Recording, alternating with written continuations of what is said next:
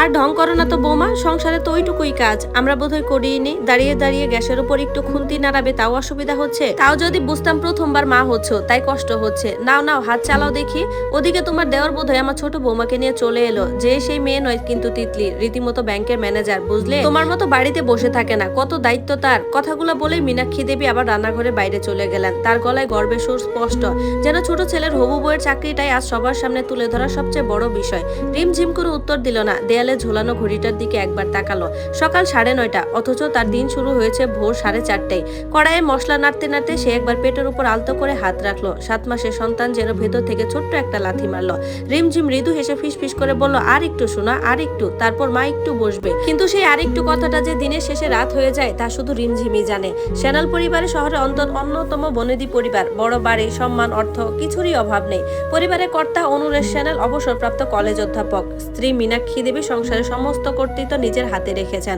বড় ছেলে সৌম্য একটা বেসরকারি সংস্থায় উচ্চ পদে চাকরি করে। ছোট ছেলে ঋত্বিকও ভালো চাকরি পেয়েছে। কয়েক মাস পর তার বিয়ে হবে তিতলির সঙ্গে।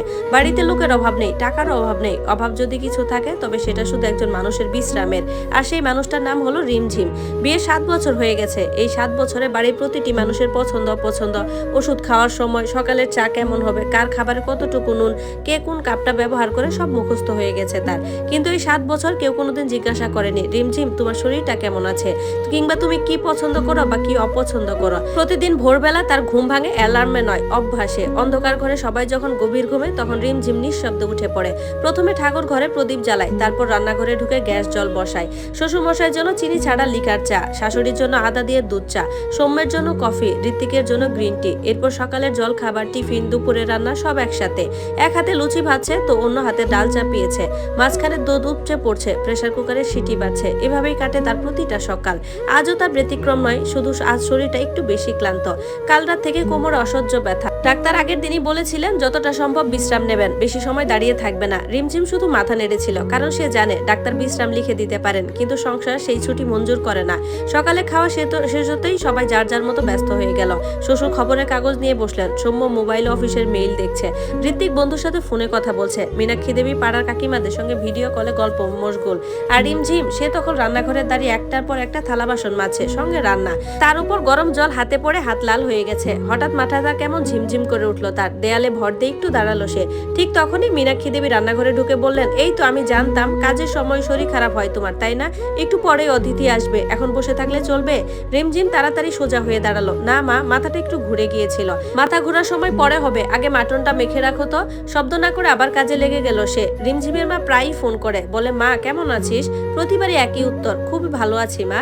মিথ্যাটা বলতে বলতে এখন আর কষ্টও হয় না, কারণ মা যদি সত্যিটা জেনে যায় তাহলে রাত ভোর ঘুমাতে পারবে না। তাই নিজের কষ্টগুলো বুকের ভেতরে রেখে দেয় রিমঝিম। দুপুরের দিকে সৌম্য একবার রান্না করে ঢুকলো। এক গ্লাস জল দেবে? রিমঝিম গ্লাসে জল এগিয়ে দিল। সৌম্য একবারও খেয়াল করলো না রিমঝিমের কপাল ঘামে ভিজে গেছে। খেয়াল করলো না তার হাত কাঁপছে। জল খেয়ে শুধু বলল, আজ যেন সব ঠিকঠাক হয়, তিতলি প্রথমবার আসছে। রিমঝিম হেসে বলল, চিন্তা করো না। সৌম্য চলে যেতেই তার চোখের কোণে জল চলে এলো। সে ভাবলো, আজ যদি আমি ওই বাড়ির অতিথি হতাম তাহলে কি আমাকেও এক গ্লাস জল হাতে ধরিয়ে দিয়ে বলা হতো, বসো, তুমি বিশ্রাম নাও। ঘড়িতে তখন 11:30। রান্নাঘরে যেন যুদ্ধক্ষেত্র। একদিকে পোলাওয়ের সুগন্ধ, অন্যদিকে মাংসের ঝোল ফুটছে, মাছ ভাজা হচ্ছে, চাটনি তৈরি হচ্ছে। গরমে পুরো শরীর ভিজে গেছে। তার মধ্যে হঠাৎ পেটে তীব্র একটা টান অনুভব করলো রিমঝিম। সে আস্তে করে রান্নাঘরের স্টুলটাই বসে পড়লো। মাত্র 1 মিনিট, শুধু 1 মিনিট। ঠিক তখনই বাইরে থেকে মীনাক্ষী দেবীর ডাক এলো, রিমঝিম কোথায় গেলে? পায়েসটাতে চিনি দিয়েছো তো? সে তাড়াতাড়ি উঠে দাঁড়ালো, এই দিচ্ছি মা। মনের মধ্যে একটাই কথা ঘুরছিল, একজন গৃহবধূর কি সত্যিই 1 মিনিট বসে থাকার অধিকার নেই? দুপুর 12টার কিছু পরে বাড়ির সামনে একটা গাড়ি এসে থামলো। ঋত্বিক এসে দরজা খুললো। তার পাশে দাঁড়িয়ে আছে তিতলি, হালকা হলুদ রঙের শাড়ি পরা, মুখে মিষ্টি হাসি, হাতে মিষ্টির বাক্স। বাড়িতে ঢুকেই সে প্রথমে প্রণাম করলো সবাইকে। মীনাক্ষী দেবীর মুখে আনন্দের হাসি, এসো মা, এসো, ভেতরে এসো, আজ তোমাদের জন্য এত আয়োজন। তিতলি বিনয়ের সঙ্গে হাসলো, কিন্তু কয়েক মিনিটের মধ্যেই তার চোখ চলে গেল রান্নাঘরের দিকে। সেখানে একজন মানুষ একা একা ছুটে বেড়াচ্ছে, একবার গ্যাসের সামনে, একবার সিঙ্কের কাছে, আবার কখনো ডাইনিং টেবিলে, মুখ ভর্তি ক্লান্তি, তবুও ঠোঁটে হাসি। তিতলি আস্তে করে রান্নাঘরের দরজায় এসে দাঁড়ালো। আপনি বড়দি? রিমঝিম ঘুরে তাকিয়ে হাসলো। হ্যাঁ, তুমি তিতলি? হ্যাঁ, আমি তিতলি। তুমি গিয়ে বসো, আমি এইটুকু কাজ শেষ করেই আসছি। তিতলি ঠিক আছে বলে মনের মধ্যে একটা চাপা কান্না বাজতে থাকে রিমঝিমের। ভয়েস এন্ড ভিডিও, জান্নাত স্টোরি 2। তিতলি কিছুক্ষণ চুপ করে দাঁড়িয়ে রইল। তার নজর এড়ালো না। রিমঝিম বারবার কোমরের দিকে হাত দিচ্ছে, মাঝে মাঝে নিঃশ্বাস ফেলে থামছে, আবার কেউ ডাকলেও হাসি মুখে ছুটে যাচ্ছে। সামনে মানুষটা যে শুধু রান্না করছে করছে তা নয়, সে যেন নিজের শরীর, নিজের ক্লান্তি, নিজের ব্যথা সবকিছু চাপা দিয়ে একটা গোটা পরিবারের হাসি বাঁচিয়ে রাখছে। তিতলির বুকের ভেতরটা অদ্ভুত ভারী হয়ে উঠল। সে মৃদু স্বরে বলল, দিদি আপনি একটু বসুন না, আমি কিছু সাহায্য করি। রিমঝিম হেসে মাথা নাড়ালো, না গো, তুমি আজ অতিথি। তিতলি উত্তর দিল না, শুধু নীরবে চারপাশটা দেখলো। ড্রয়িং রুমে সবাই গল্প করছে, কেউ হাসছে, কেউ চা খাচ্ছে, আর এই বাড়ির সবচেয়ে পরিশ্রমী মানুষটা একা রান্নাঘরে আগুনের সামনে দাঁড়িয়ে নিজের কষ্ট লুকিয়ে যাচ্ছে। সেই মুহূর্তে তিতলি মনে মনে একটা সিদ্ধান্ত নিল, এই বাড়িতে যদি সে একদিন বউ হয়ে আসে তাহলে প্রথমেই বদলাবে এই অন্যায় নিয়মটা, আর যদি আজই সুযোগ আসে তবে সে চুপ করে থাকবে না। কিন্তু সঙ্গে সঙ্গে কাউকে কিছু বলল না। মানুষকে বিচার করার আগে তাকে আগে বোঝা দরকার, এইটাই সে ছোটবেলা থেকে শিখেছে। তাই সবার সঙ্গে হাসি মুখে গল্প করলো। তার চোখ বারবার চলে যাচ্ছিল রান্নাঘরের দিকে। খাওয়ার সময় ডাইনিং টেবিলে একে একে সাজানো হলো মাটন, পোলাও, চিংড়ি মালাইকারি, আলুর দম, চাটনি, পায়েস। খাবারের সুগন্ধে সবাই মুগ্ধ। মীনাক্ষী দেবী গর্বের সঙ্গে বললেন, সবটাই কিন্তু আমাদের বড় বউয়ের হাতের তৈরি, রান্নার হাত ওর সত্যিই ভালো। শ্বশুরমশাই হাসতে হাসতে বলেন, এই জন্যই তো বাইরে খেতে যেতে ইচ্ছা করে না। সৌম্য মাংস মুখে দিয়ে বলল, রিমি আজও দারুণ হয়েছে। সবাই প্রশংসা করলো, কিন্তু যাকে নিয়ে এত প্রশংসা সে কোথায়? তিতলি চারিদিকে তাকিয়ে দেখলো রিমঝিম ডাইনিং টেবিলে নেই। সে উঠে রান্নাঘরের দিকে গেল, দেখলো রিমঝিম একা দাঁড়িয়ে গরম গরম রুটি সেকছে। তিতলি অবাক হয়ে বলল, দিদি আপনি এখনো খাননি, খাবেন না? রিমঝিম হেসে বলল, তোমরা আগে খেয়ে নাও, সবাই খেয়ে নিলে আমি খাবো। কিন্তু কোনো কিন্তু নয়, এটাই স্বাভাবিক, গৃহবধূদের খাবার তো সবার শেষেই খেতে হয় গো। কথাটা এমন স্বাভাবিক ভাবেই বললো যেন এটাই পৃথিবীর সবচেয়ে স্বাভাবিক নিয়ম। তিতলির বুকটা হু হু করে উঠলো। সবাই খাওয়া শেষ করে উঠে গেল। কেউ সোফায় হেলান দিয়ে গল্প করছে, কেউ মোবাইল দেখছে, কেউ আবার বিকেলের চায়ের অপেক্ষায়। আর রিমঝিম ডাইনিং টেবিলে পড়ে থাকা এটো থালা, গ্লাস, বাটি একটার পর একটা তুলে নিয়ে রান্নাঘরে যাচ্ছে। তারপর শুরু হলো বাসন মাজা। স্টিলের বাসনে হাত ঘষতে ঘষতে আঙ্গুলের ডগাগুলো লাল হয়ে উঠেছে। এমন সময় তিতলি চুপচাপ রান্নাঘরে ঢুকে জামার হাতা গুটিয়ে নিল। রিমঝিম অবাক হয়ে বলল, আরে তুমি এখানে কেন? আপনার সঙ্গে কাজ করব? না না, একদম না, তুমি তো আজকে অতিথি। তিতলি হেসে বলল, আজ অতিথি? কয়েক মাস পরে তো এই বাড়ির বউ হব, তখন তো করতেই হবে, তো এখন থেকে না হয় করে ফেললাম। ঠিক তখনই মীনাক্ষী দেবী রান্নাঘরে এসে বললেন, তিতলি ওসব ছেড়ে এসো মা, তুমি কেন ওসব করতে যাবে? তোমার কি ওসব সাজে? তিতলি এবার শান্ত গলায় বলল, একটা কথা বলবো, যদি কিছু মনে না করেন। বলো মা।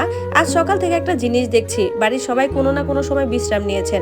কেউ খবরের কাগজ পড়ছেন, কেউ গল্প করছেন, কেউ আবার মোবাইল দেখছেন।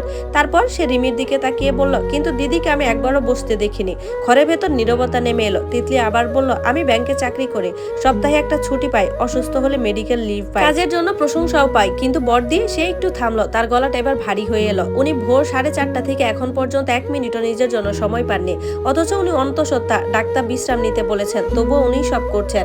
সৌম্য মাথা নিচু করে বসে রইল। ঋত্বিকের মুখ থেকে হাসি মিলিয়ে গেছে। শ্বশুরমশাই চশমা খুলে টেবিলের উপর রেখে দিলেন। তিতলি আবার বলল, আমি একটা কথা বুঝি, বাইরে চাকরি করলে তাকে কাজ বলা হয়, কিন্তু সংসার সামলানোটা কি কাজ নয়? কেউ উত্তর দিল না। এই বাড়িতে যদি বড়দি একদিন না থাকেন তাহলে কি হবে?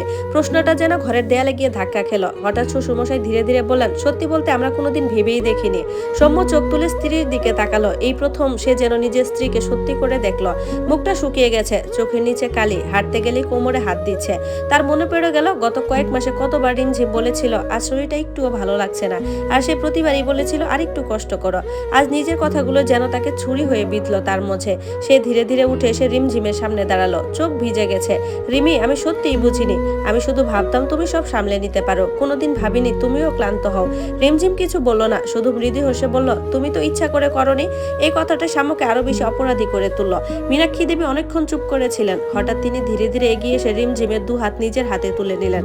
হাত দুটো কতটা রুক্ষ হয়ে গেছে, কত ছোট ছোট কেটে যাওয়ার দাগ। তার চোখ ঝাপসা হয়ে এলো। তিনি ফিসফিস করে বলেন, জানিস রিমঝিম, আমি যখন এই বাড়িতে এসেছিলাম তখন আমাকেও কেউ বসতে দেয়নি। জ্বর নিয়েও রান্না করেছি, সন্তানকে কোলে নিয়েও কাজ করেছি। তিনিও একটু থামলেন।